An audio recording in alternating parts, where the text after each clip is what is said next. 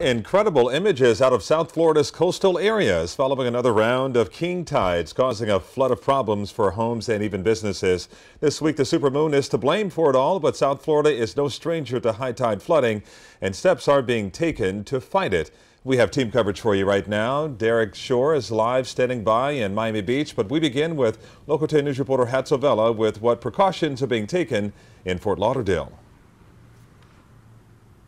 Well, Calvin, you walk around Fort Lauderdale, and this is some of the things you're going to see here. If you see behind me, you see a lot of sandbagging in front of homes. That's one of the methods our residents are using. Walk up here with me, and you'll also see what the city is doing. They've installed 4 of these pumps throughout. That also helps in the process. And now we're hearing that there's conversations that they could raise some of these seawalls at least 4 feet. This is all efforts to keep it the water away, but it's a costly effort. Skytan was over the flooding. Mother Nature is partly to blame. A supermoon is what causes king tide. The moon hasn't been this close to the Earth in nearly 70 years. That higher gravitational pull is what leads to bigger tides. But in Fort Lauderdale, they're looking beyond just a natural phenomenon. In a meeting this afternoon, city leaders were given updates on the array of measures the city is taking to tackle flooding in general. Every resident should be concerned and aware of the concerns related to sea level rise. Dr. Nancy Gassman is Assistant Public Works Director who is charged with dealing with flooding and ensuring the city continues to adapt to climate change and sea level rise. Last year, water levels were 14 to 16 inches above what was expected.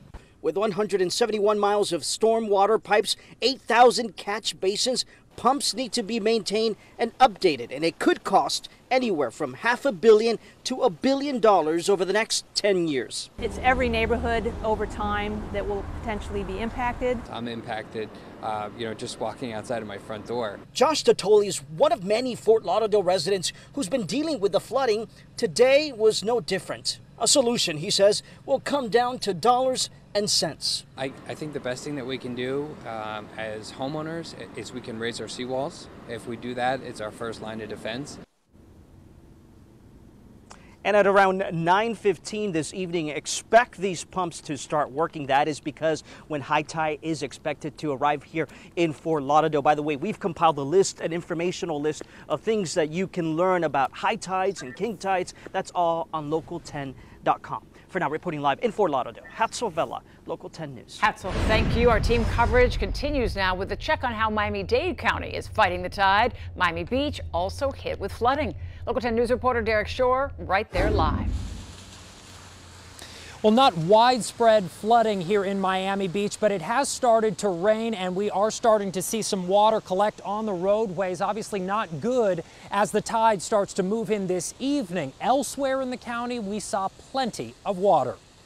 Years ago, it was not this bad. They say it's getting worse. Sections of Matheson Hammock Park filled up this morning as a king tide moved in. Usually it doesn't fill up the parking lot, that's for sure. But indeed, that was the case for drivers and bicyclists alike. The water receding during the day, but tonight it is set to return. Still, the Redfish Grill inside the park will be open. The moon will be full and beautiful, so it's actually going to be a great night to come in and join us.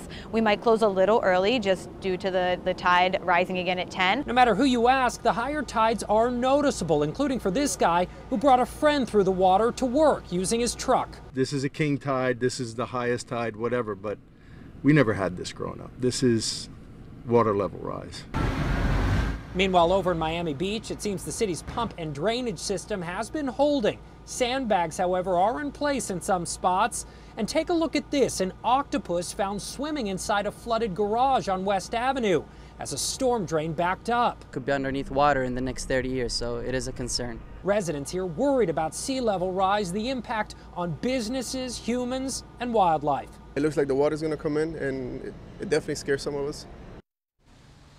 So the warning tonight from Miami Beach officials is to be careful out on the roadways. There is, of course, always the possibility to see standing water out on the roads. People were asking about how that octopus is doing. According to the person who took that picture, someone actually picked it up, put it in a bucket with seawater, and brought it back to Biscayne Bay, so it did survive.